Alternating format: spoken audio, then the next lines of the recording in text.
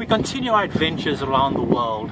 Today we are on our way to India, but we're making a quick pit stop in Fajardo, Puerto Rico to catch up with an old friend of mine, Bill Pinkney. Bill, you and I go back a long way. Well, we go back along, but we're not older, you know. you know. But how old are you now, Bill? I'm 80 years old. 80 years old, and doing what?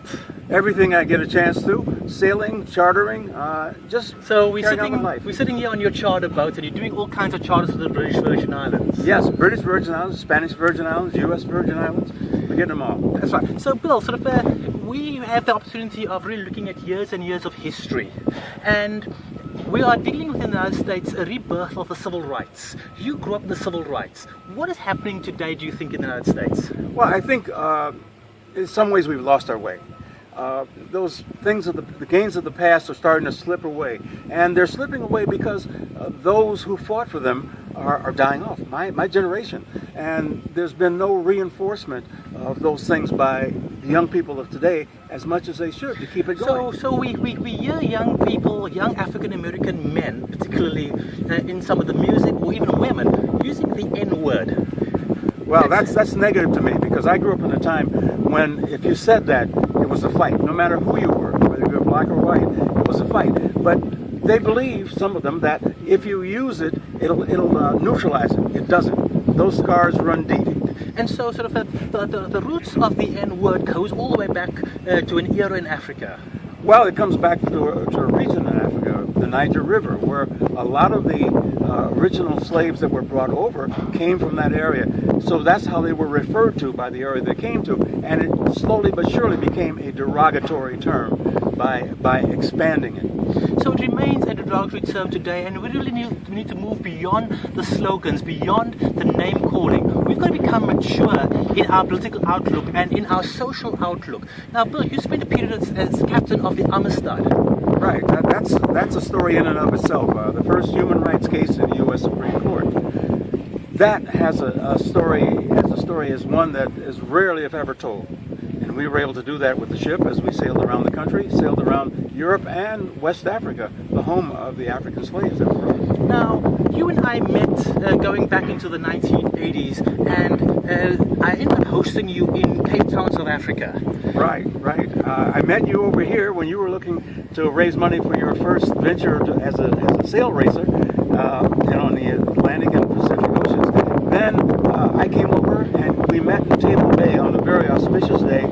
A black sailor from the U.S., a black sailor from Africa, meeting in Table Bay, and where apartheid was alive. We met right outside of Robben Island, where Nelson Mandela had spent part of his 27 years in captivity. Now, Bill, when you came to Cape Town, when we sailed into Table Bay, the two separate boats, and we went through the whole clearing and the whole process, what were your first impressions of South Africa? Well, at first I went there with a lot of trepidation. I was worried about stepping back into that era of segregation, apartheid as it was called there, that I had left, that took so long to get away from, and where I suffered from it in my Navy uniform, not being able to go a lot of places. So here I'm coming back to that.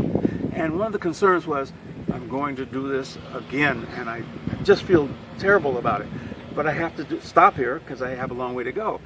But as I got further and further into South Africa, the people, the nation, I found that the governments make laws and politicians make policy, but the people are what make the nation. And as I met more people, one by one, I found out they wanted the same thing I wanted. Peace, quiet, longevity, health for themselves and their families. They're no different. And again, as we travel around the world, we're discovering more and more that we have more in common. We have our differences. We may look different, we may speak different, we may have a different type of food, we may worship in a different way, but we really are fundamentally the same human beings with the same needs, the same wants, and the same aspirations. They're not any different. They may be expressed differently, but they're the same fundamentals of all humans, to want to have those basic elements in their life. And they'll do whatever it takes to get them. And there are those who would suppress those rights for their own devices. One of the lessons that Bill and I have learned from our years and years of being at sea is the sea does not distinguish between black and white, American or South African, rich or poor. It makes us equally as wet. And if we make a mistake, it will take our lives just like that. And as human beings, we constantly need to look, how can we make the world a better place? How can we contribute? How can we add? This is part of our responsibility. Bill, if you have one message to the youth of the world, what would that message be? Oh, it's hard. There's so many messages I want to give, because the things I've learned at sea have been that you are smarter than you think you are. You're dumber than you think you are. You have so much to learn. We have so many opportunities. And what young people today fail to see, that they have to reach out for them. No one's going to lay them on you. And there's so many people that feel there's an entitlement just because they're there. Just because someone made the sacrifice earlier, they get it without any cost. You're going to have to work for it. You're going to have to do something. You're going to have to keep it alive like a plant. Well, Bill and I have been two examples of keeping a dream alive, striving for the big, and we have survived.